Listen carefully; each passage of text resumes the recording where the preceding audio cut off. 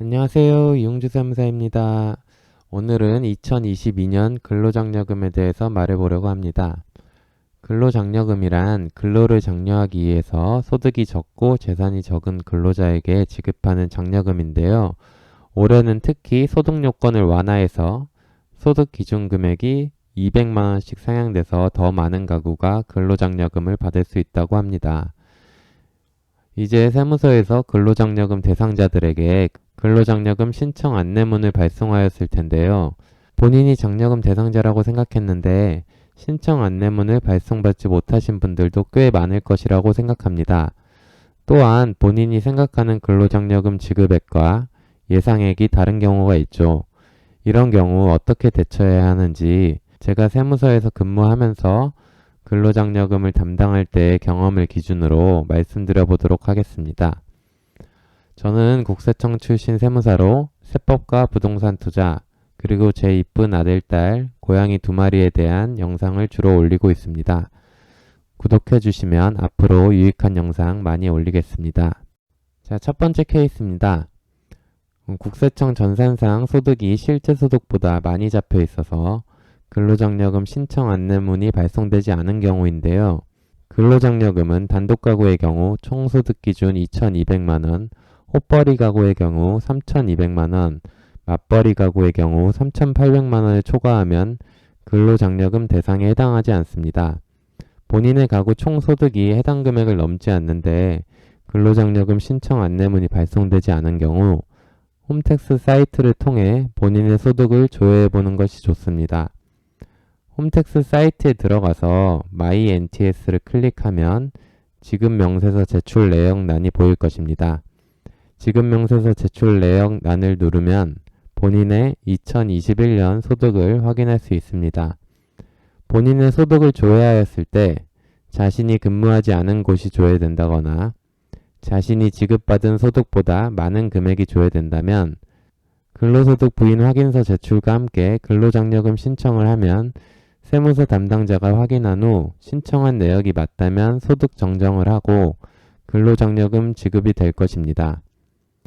근로소득 부인 확인서 제출과 근로장려금 신청 모두 홈택스를 통해서 할 수 있고 세무서에 방문해서 할 수도 있습니다. 여기서 한 가지 의문이 들 텐데요. 왜 일하지도 않은 곳에서 소득이 조회가 될까요? 보통 일용근로소득으로 많이 조회가 될 것입니다. 이유는 일용근로소득의 경우 하루 15만원까지 비과세가 되므로 일부 회사에서 남의 주민등록번호를 도용하여 지급명세서를 제출하고 회사의 인건비로 처리하여 비용 처리하기 위한 것입니다. 명백히 말하면 범죄이지만 실제로 많이 일어나는 일이기도 합니다. 두 번째 케이스는 해당 연도에 소득이 있는데도 불구하고 국세청 전산상 소득이 0으로 적혀 있어서 근로장려금 신청 안내문이 발송되지 않은 경우입니다. 근로장려금의 경우 저소득층에게 지급하는 것이지만 소득이 아예 없는 경우에는 지급되지 않습니다. 이유는 근로장려금은 근로를 장려하기 위한 제도이기 때문입니다. 그래서 최소한의 소득이 있어야 근로장려금을 지급받을 수 있는데요. 왜 소득이 조회가 되지 않는 걸까요? 이는 회사에서 지급명세서를 실수로 누락하거나 고의로 누락한 경우에 해당합니다. 해결 방법은 일용근로소득 사실확인서 또는 근로소득 사실확인서 제출과 함께 통장 등 소득 수록 내역을 제출하고 근로장려금을 신청하는 것입니다. 이 역시 홈택스를 통해 제출하거나 세무서에 방문하여 제출하시면 세무서 담당자가 이를 확인하여 처리할 것입니다. 세 번째 케이스는 실제 재산은 2억 원 이하인데 국세청 전산상 재산이 2억 원이 초과되어 근로장려금 안내문이 발송되지 않은 경우입니다.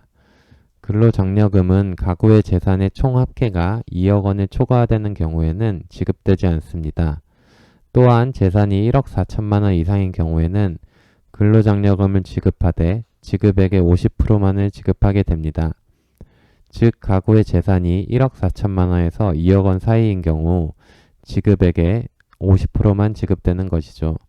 따라서 본인의 재산이 1억 4천만 원 이하인데 국세청 전산상 1억 4천만 원을 초과하여 50%를 감액해서 받거나 2억 원이 되지 않는데 근로장려금을 못 받는 경우가 생깁니다. 이유는 왜일까요? 대부분 자가가 아닌 세입자로 전세 또는 월세로 살 경우 이런 상황이 발생할 수 있습니다. 보통 전세보다는 월세로 거주할 경우 이러한 경우가 많이 생깁니다. 이건 사례를 통해 알아보겠습니다. 국세청 전산에서는 실제 보증금을 알 수가 없어서 간주 전세금이란 것을 사용합니다. 이는 대상자가 세입자인 경우 기준 시가의 55%를 전세 보증금이라고 보고 재산을 책정하는 건데요. 사실 전세 보증금이 대부분 기준 시가의 55%는 초과하기 때문에 전세 세입자의 경우 실질적으로 재산이 2억 원을 초과하는 경우에도 근로장려금을 수령하게 되는 경우가 생깁니다.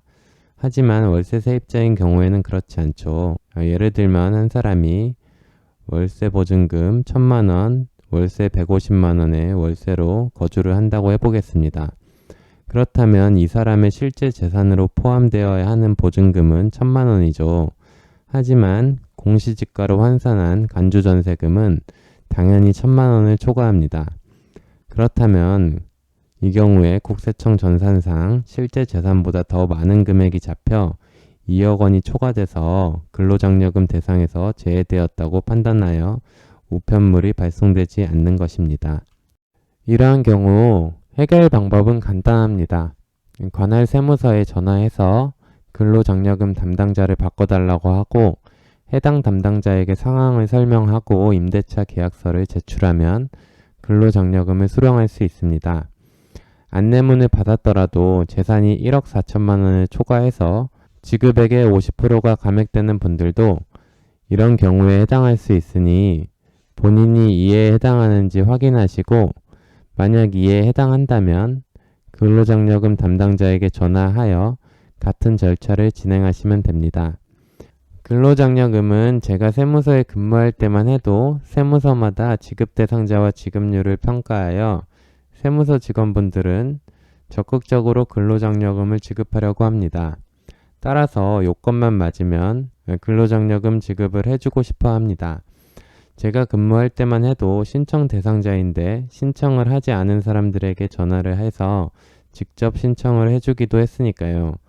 그렇게 전화하면 보이스피싱으로 많이 의심받았던 기억도 납니다.